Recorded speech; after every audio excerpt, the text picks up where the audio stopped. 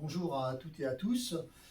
Après cette petite période estivale, j'espère que tout le monde a bien repris et que tout s'est bien passé au niveau de la rentrée.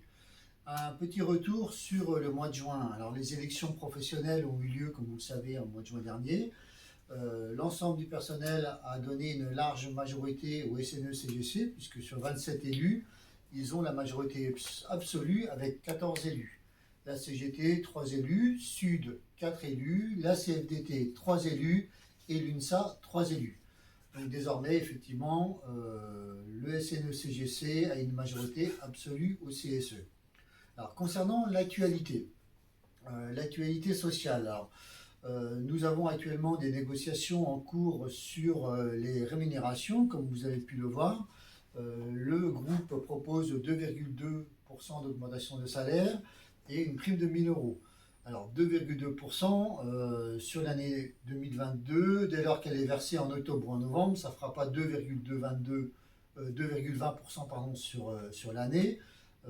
Ça fera beaucoup moins que ça. Donc, sachant qu'on a une inflation qui sera largement supérieure à 6%, nous allons perdre un pouvoir d'achat conséquent cette année. Donc voilà, la CGT, elle, revendique un minimum de 8% d'augmentation de salaire. Concernant les actualités professionnelles, alors vous avez peut-être entendu parler, la direction, dans le cadre du plan stratégique, veut supprimer 200 postes de conseillers commerciaux dans les 3 ans à venir. Cette démarche passe également par la suppression des postes accueil. Alors actuellement, nous avons 14 agences qui vont être en test jusqu'au mois de décembre, où effectivement, désormais, ça sera donc les conseillers financiers, les secondes agences et le directeur d'agence qui devront gérer en parallèle de leur rendez-vous le poste accueil. Donc la CGT n'y est pas du tout favorable, mais il semblerait que la majorité qui a été élue au mois de juin le soit. Donc le projet devrait voir le jour de façon élargie au réseau dès l'année prochaine. Concernant l'activité juridique, donc, comme vous le savez, la CGT porte la première action de groupe en discrimination femmes-hommes en France. La première audience nous avait été favorable sur la forme, car au mois de décembre, le juge nous avait donné raison. L'audience en appel se tiendra le 15 septembre prochain, donc après-demain.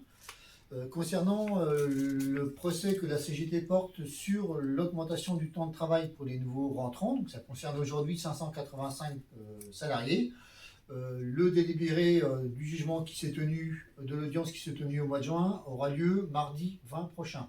Donc nous vous tiendrons informés de ce résultat. Voilà pour l'actualité sociale aujourd'hui à la CEDF. Nous vous souhaitons une bonne journée et à très bientôt.